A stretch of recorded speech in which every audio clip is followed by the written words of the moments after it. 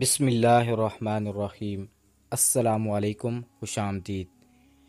وہ کافی کا مگ لیے ٹیرس پر آئی تو ٹھنڈی ہوا کے جھونکے نے اسے تازہ دم کر دیا۔ منتشر سوچیں خوشگوار خیالات میں تبدیل ہونے لگیں۔ اس نے کافی کا ایک گھونٹ بھرا اور آسمان کی جانب نگاہ دوڑائی۔ آسمان کی وسعتوں میں اٹکیاں کرتے نرم روحی کی مانند سفید بادل تیر رہے تھے۔ چند شرارتی کالے بادل اپنے دامن میں پانی بھرے زمین پر برسانے کو تیار تھے۔ بس انہیں خدا کے حکم کی ضرورت تھی۔ جب تک خدا کا حکم نہ ہو تو کچھ نہیں ہو سکتا۔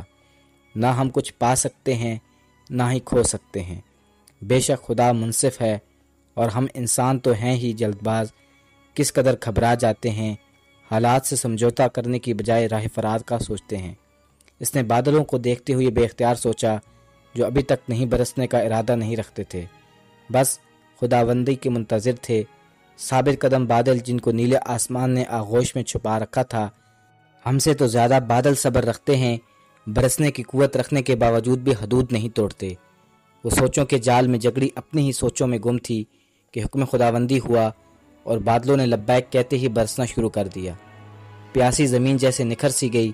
اس کا سینہ بارش کی بوندوں سے سیراب ہو رہا تھا، اور اس کے دامن پر جھومتے پیڑ اور پودے خوشی سے نہال سر ہلا ہلا کر خوش آمدید کہہ رہے تھے۔ مریم کافی کا خالی کپ ریلنگ پر رکھے دونوں بازی سینے پہ باندھے محبوط کھڑی قدرت کی کارگردانی دیکھ رہی تھی۔ برستی بارش کی چند بوندیں شرارتی انداز لیے اس کے چہرے سے ٹکرائیں تو وہ جھنپ سی گئی۔ اف، بارش بھی کتنی شرارتی ہے نا۔ اس نے پیار سے جھٹکا اور اپنے دائیں ہاتھ سے بارش کے ننھے قطروں کو چھوا جو اس کے چہرے پہ موتیوں کی طرح بکھرے ہوئے تھے۔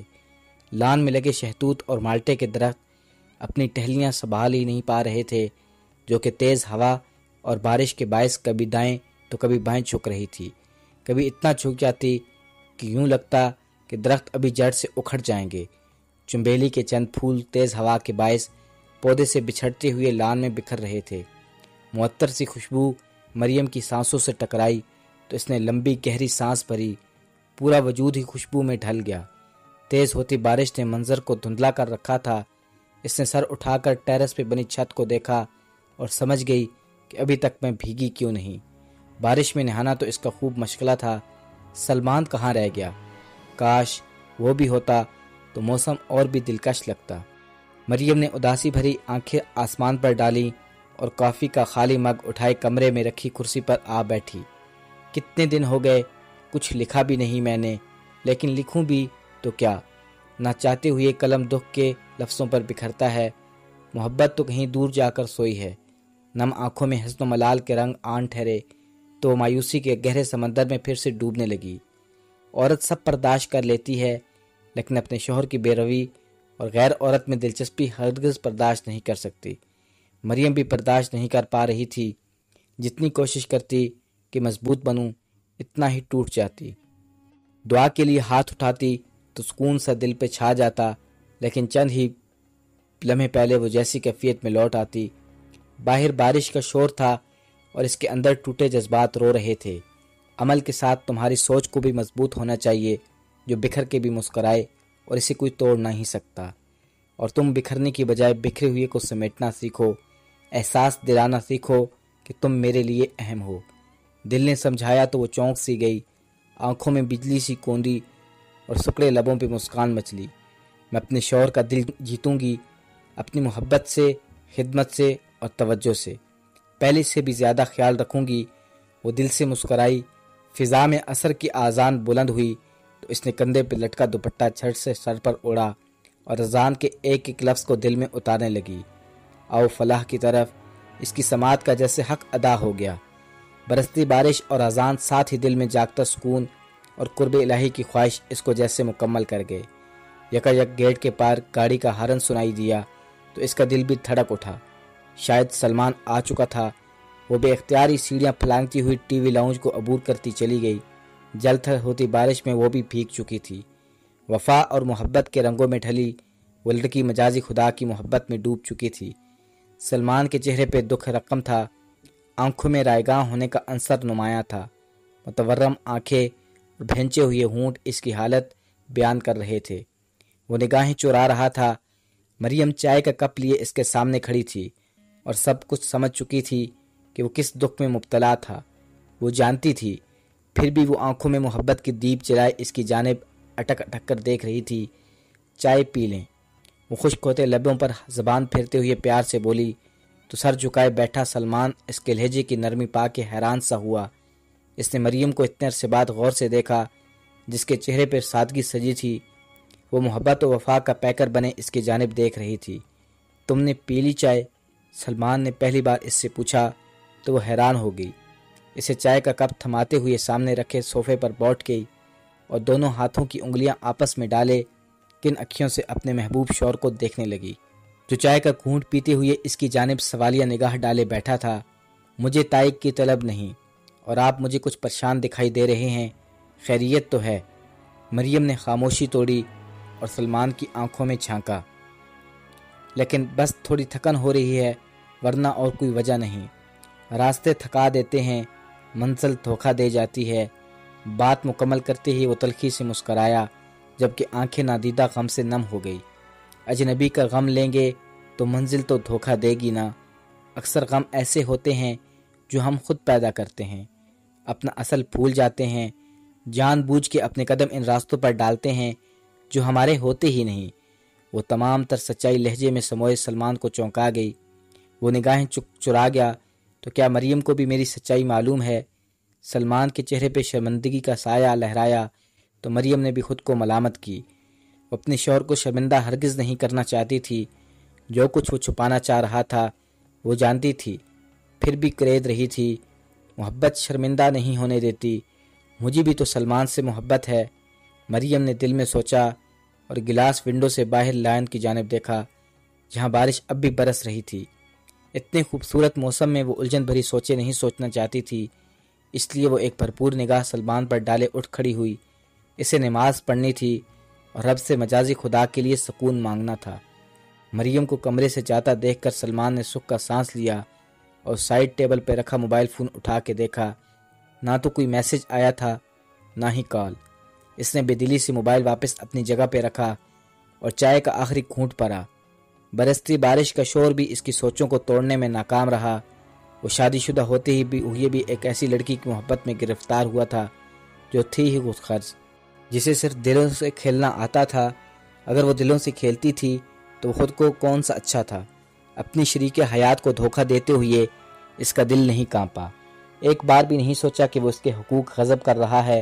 وہ شرمندگی کے زہر اثر سر جھکائے بیٹھا تھا، اور وہ لڑکی جس پہ اس نے وقت، پیسہ، محبت، توجہ نچھاور کی، وہ کسی تتلی کی مانند اڑ گئی اور معلوم بھی نہ ہو سکا، کیونکہ ہر وقت میرے پیچھے پڑے رہتے ہو، جب دیکھو کال پہ کال کرتے ہو۔ چند پیسے خرچ کر کے کوئی کسی کو خرید نہیں سکتا۔ رضا کے الفاظ ابھی تک اس کی سماعت پر کوڑے کی طرح برس رہے تھے۔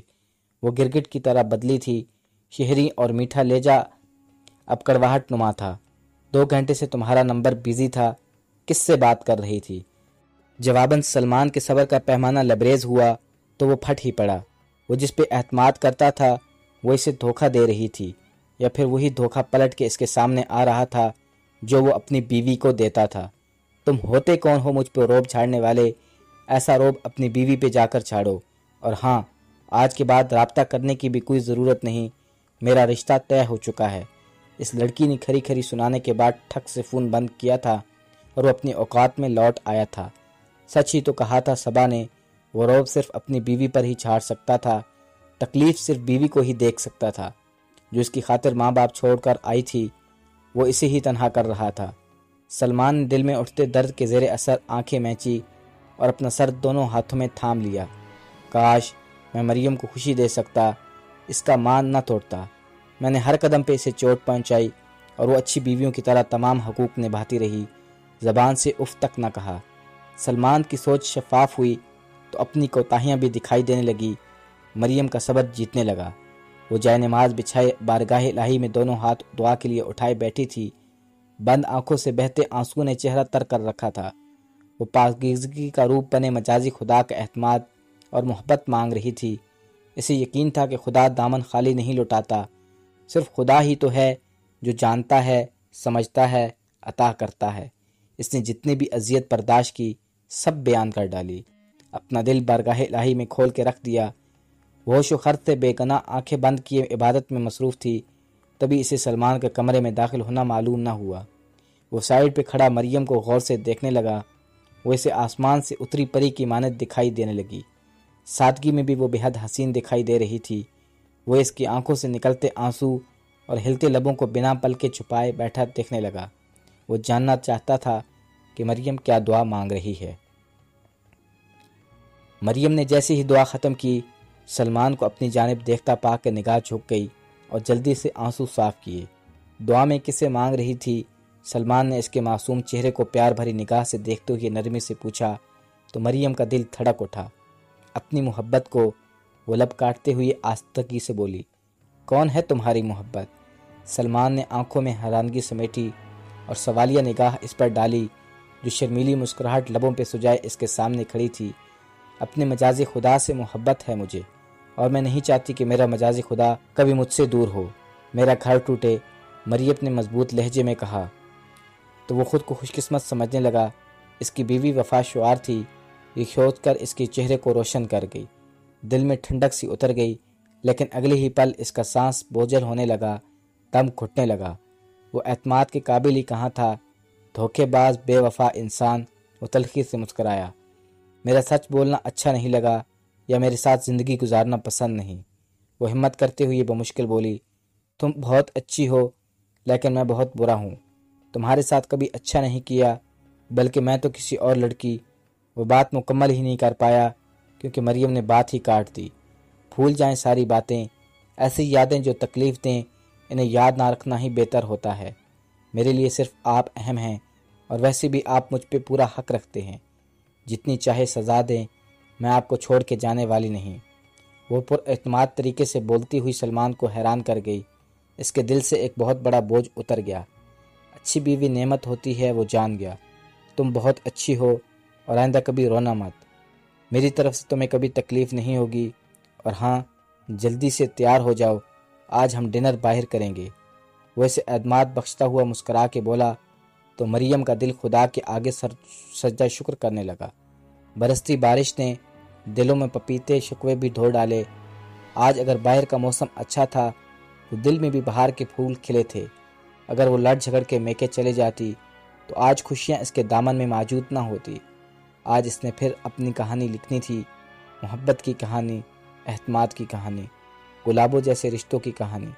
وہ سکون چاہتی تھی، وہ سکون لکھنا چاہتی تھی۔ اگر لبوں پہ دعا اور دل میں محبت سچی رہے تو رشتے نہیں ٹوٹ سکتے۔ اس کے چہرے پر اطمینان بکھرا تھا۔ دوستو، ویڈیو کو آخر تک دیکھنے کا شکریہ۔ کمنٹ باکس میں لازمی بتائیے گا کہ آپ کو یہ کہانی کیسی لگی۔ ملتے ہیں ایک ایسی نئی ویڈیو کے ساتھ، تب تک کے لیے اللہ حافظ۔